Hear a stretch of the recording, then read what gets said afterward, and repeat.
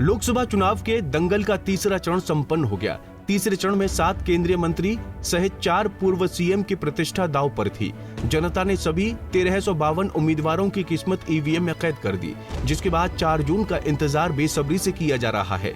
4 जून को ये तय हो जाएगा कि आखिर दिल्ली की सत्ता पर कौन विराजमान होगा। दरअसल चुनाव आयोग ने ये जानकारी दी कि तीसरे चरण में 65% से ज्यादा मतदान रिकॉर्ड किया गया।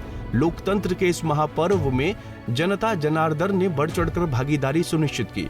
चुनाव आयोग की ओर से देर रात 12:15 पर जारी किए गए आंकड़ों के मुताबिक असम में सबसे अधिक 81.71% मतदान हुआ, जिसके बाद पश्चिम बंगाल में 76.52% और गोवा में 75.20% मतदान हुआ, जबकि उत्तर प्रदेश में सबसे कम 57.34%, बिहार में 58.18%, गुजरात में 59.51% और महाराष्ट्र में थोड़ा बेहतर 61.44% मतदान दर्ज किया गया।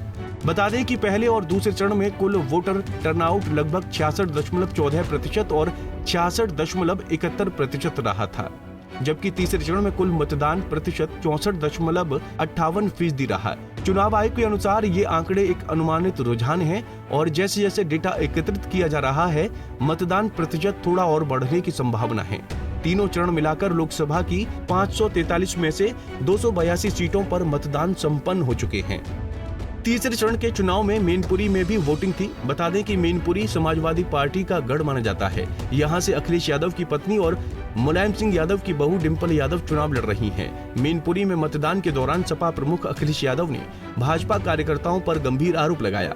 अखिलेश यादव ने कहा कि भाजपा कार्यकर्ताओं ने मैनपुरी में बूथ लूटने की कोशिश की और विपक्षी दलों के लोगों को पुलिस स्टेशनों में हिरासत में रखा गया। पुलिस का व्यवहार और प्रशासन का व्यवहार है वो ठीक नहीं है। ये फेज भारतीय जनता पार्टी को सफाया कर देगा। आप देखिए क्या हालत है, क्यों मारपीट हो रही, देखिए पुलिस क्या कर रही है। पुलिस कहाँ की तस्वीरें ये संभल की है और यहाँ मैनपुरी का हमारे पास खबर आ रही है कि जहाँ समाजवादी पार्टी कार्यकर्ता नेता हैं उन्हें बंद कर रहा है प्रशासन। जो मंत्री हैं, उनके जो सहयोगी लोग हैं, परिवार के लोग हैं, वो खुलेआम घूम रहे हैं। अगर ये होगा तो लोकतंत्र सुरक्षित होगा। आइए जानते हैं तीसरे चरण में कौन से राज्य में कितने प्रतिशत वोटिंग हुई।